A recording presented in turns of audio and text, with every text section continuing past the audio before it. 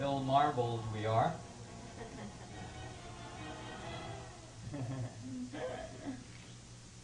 So these concepts have been around, except they've never really been understood because, again, how do you fit infinity in a finite space?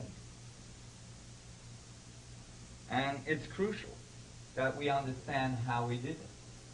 Well, when I grew up, eventually, I found the solution.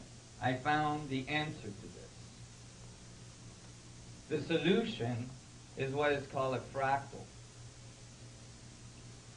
And I'm going to show you very, very simply how infinity fits into finite. How infinity and finite systems are absolutely complementary. And that each point has the potential of having all information in it. I'm going to show you this in a geometrical way, so it's really easy to understand. And it just happens that the way I'm showing you this turns out to be very crucial to the way systems are organized and generate the geometry of our reality everywhere we look. So we're going to make a boundary, a circle, and inside it we're going to inscribe a tetrahedron, or an equilateral triangle in this case.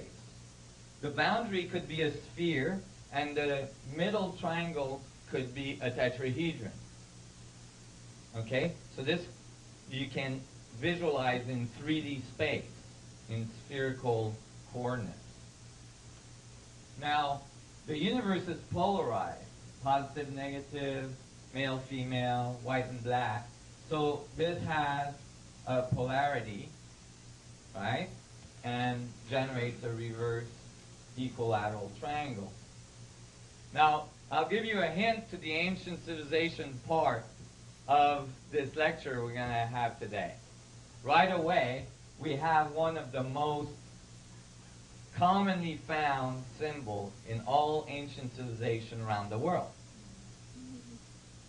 A circle with a double triangular polarity inside it, commonly referred as the Star of David, or the Shield of Solomon, the Star of Zion.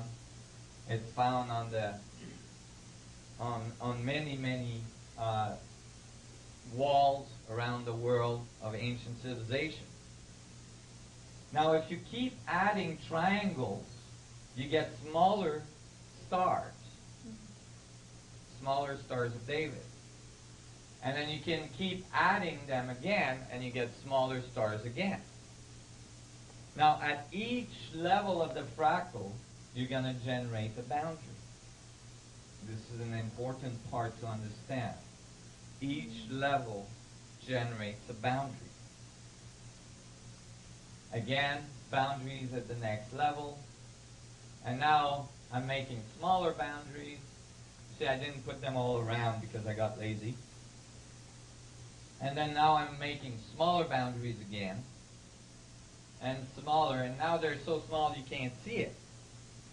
Now, if I give that equation to my computer and got the computer to just keep making boundaries, keep making smaller and smaller triangles, it would continue to do this to infinity until it heated up, melt down, and I'd have to go and get myself a new computer.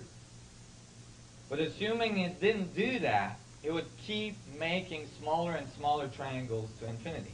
And I could give it a code so that every 5 iteration or 6 iteration, it would zoom in so you could see it again, and then starts making more triangles, and then zoom in, and then so on to infinity. However, although I can place an infinite amount of triangles, I will never exceed the first boundary I made for myself. Never. I just showed you how infinity fits in a finite space, or a so-called finite space.